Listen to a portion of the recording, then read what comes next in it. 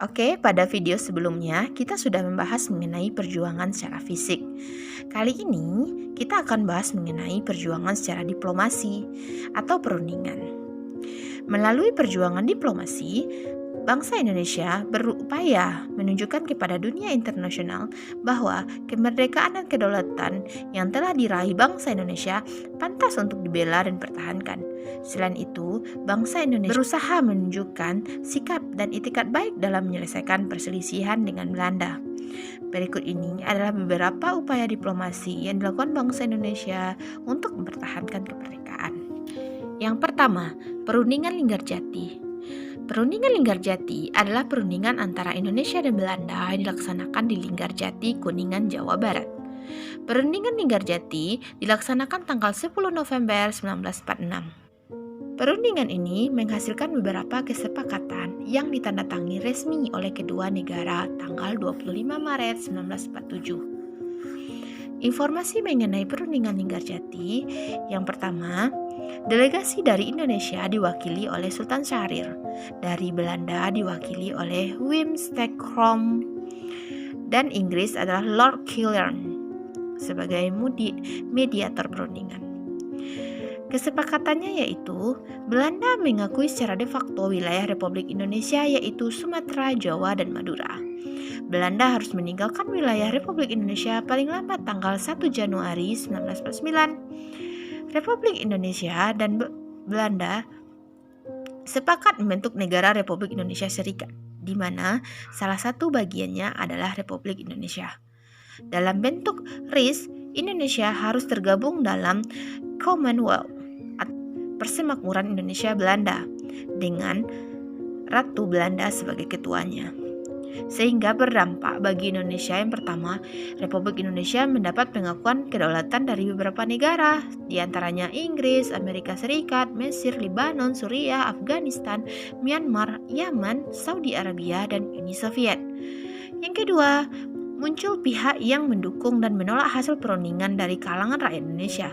Sebagian rakyat Indonesia menganggap hasil perundingan merugikan Indonesia. Meskipun perundingan Linggarjati telah ditandatangani, hubungan Indonesia-Belanda tidak pernah baik. Perbedaan penafsiran mengenai beberapa pasal persetujuan menjadi pangkal perselisihan. Misalnya, RIS terbentuk, Belanda menganggap bahwa Belanda berdaulat atas wilayah Indonesia, sementara Indonesia menganggap bahwa Indonesia yang berdaulat sebelum RIS terbentuk. Belanda tetap kukuh terhadap penafsiran tersebut. Kekukuhan Belanda ini diperlihatkan dengan melakukan penyerangan secara tiba-tiba terhadap daerah-daerah yang menjadi wilayah Republik Indonesia sesuai dari hasil perjanjian Linggarjati tanggal 21 Juli 1947. Peristiwa ini dikenal dengan agresi militer Belanda pertama. Pada agresi ini, Belanda berhasil menguasai Jawa Barat, sebagian Jawa Tengah sebelah utara, sebagian Jawa Timur, Madura, dan sebagian Sumatera Timur. Untuk menghadapi Belanda, pasukan TNI melancarkan taktik gerilyanya.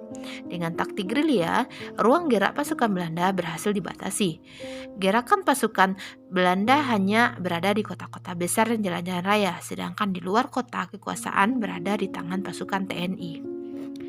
Yang kedua, perundingan Renville. Agresi militer pertama mendapat reaksi keras di dunia internasional, khususnya dalam forum PBB. Dalam rangka usaha menyelesaikan damai, maka Dewan Keamanan PBB membentuk Komisi Tiga Negara atau KTN.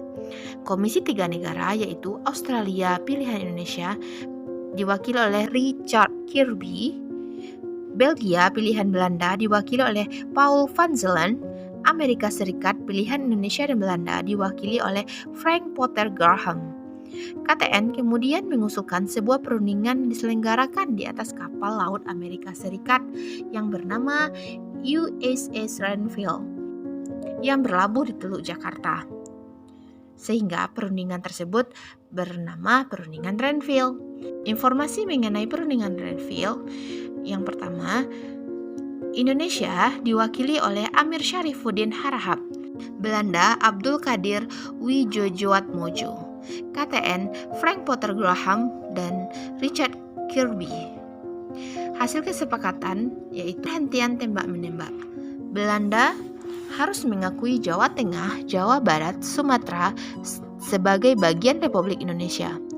Disetujuinya sebuah garis demarkasi yang memisahkan wilayah Indonesia dan daerah pendudukan Belanda. TNI harus tarik mundur dari daerah-daerah pendudukan Belanda di Jawa Barat dan Jawa Timur. Belanda bebas membentuk negara-negara federal di wilayah dudukan dengan masa peralihan terlebih dahulu. Sehingga berdampak bagi Indonesia, yaitu wilayah Indonesia semakin sempit dan dikelilingi oleh wilayah-wilayah yang dikuasai Belanda. Kesepakatan yang dicapai dalam perundingan Renville ternyata juga diingkari oleh Belanda. Buktinya, tanggal 19 Desember 1945, Belanda melancarkan agresi militer keduanya. Belanda berhasil menduduki ibu kota RI di Yogyakarta. Para pimpinan Indonesia seperti Soekarno dan Muhammad Hatta ditangkap dan diasingkan ke Bangka. Sebelum Yogyakarta jatuh, pemerintahan RI telah membentuk Pemerintahan Darurat Republik Indonesia atau PDRI di Sumatera Barat. PDRI dijalankan oleh Dr. Syafruddin Prawira Negara. Selain itu, dibentuk pula Komando Gerilya yang dipimpin oleh Jenderal Sudirman. Pasukan Indonesia yang sebelumnya ditarik dari daerah pendudukan Belanda diinstruksikan kembali ke daerah masing-masing untuk melaksanakan perang secara gerilya.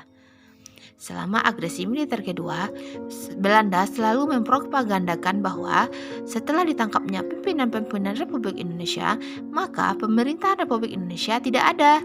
Akan tetapi, propaganda Belanda tersebut dapat digagalkan oleh PDRI. PDRI menunjukkan kepada dunia internasional bahwa pemerintah Indonesia masih berlangsung. Yang ketiga, ada namanya Perundingan Rum-Royen. Untuk mengatasi agresi militer Belanda, PBB mengadakan sidang tanggal 22 Desember 1948 dan menghasilkan sebuah resolusi yang isinya mendesak supaya permusuhan antara Indonesia dan Belanda segera dihentikan dan pimpinan Indonesia ditahan, segera dibebaskan. KTN ditugaskan untuk mengawasi pelaksanaan resolusi tersebut. Untuk memperluas wewenangnya, maka KTN diubah namanya menjadi UNCI atau United Nations Commission for Indonesia yang dikuasai oleh Merle Corhan. Atas inisiatif UNCI, tanggal 14 April 1949 diadakan Perundingan Republik Indonesia dan Belanda. Perundingan ini diadakan di Hotel Des Andes, Jakarta. Indonesia diwakili oleh Mr. Rum, Belanda diwakili oleh Van Royen, UNCI diwakili oleh Merle Corhan. Kesepakatannya yaitu menghentikan perang gerilya. Pihak Indonesia menyatakan persediaan untuk menghentikan perang gerilya, bekerja sama dalam mengembalikan perdamaian dan menjaga ketertiban dan keamanan, turut serta dalam konferensi meja bundar di Den Haag. Sedangkan pihak Belanda menyatakan kesediaannya untuk menyetujui kembalinya pemerintahan Republik Indonesia ke Yogyakarta, menjamin pemberhentian agresi militer, dan membebaskan semua tahanan politik, tidak akan mendirikan negara-negara yang ada di daerah yang dikuasai oleh Republik Indonesia sebelum 19 Desember 1948, dan terakhir berusaha dengan sungguh-sungguh supaya KMB segera diadakan. Terakhir yaitu konferensi meja bundar. KMB adalah sebuah pertemuan yang dilaksanakan di Den Haag, Belanda dari 23 Agustus sampai 2 November 1949. KMB merupakan tindak lanjut dari perundingan-perundingan sebelumnya. Konferensi ini merupakan titik terang bagi bangsa Indonesia dalam upaya mempertahankan kemerdekaan. Indonesia diwakili oleh Muhammad Hatta, Belanda diwakili oleh Van Malseven. BFO adalah badan yang mempertemukan kumpulan negara-negara bagian bentukan Belanda, diwakili oleh Sultan Hamid II, dan UNCI diwakili oleh Christelli. Kesepakatannya yaitu Belanda mengakui RI sebagai negara merdeka dan berdaulat.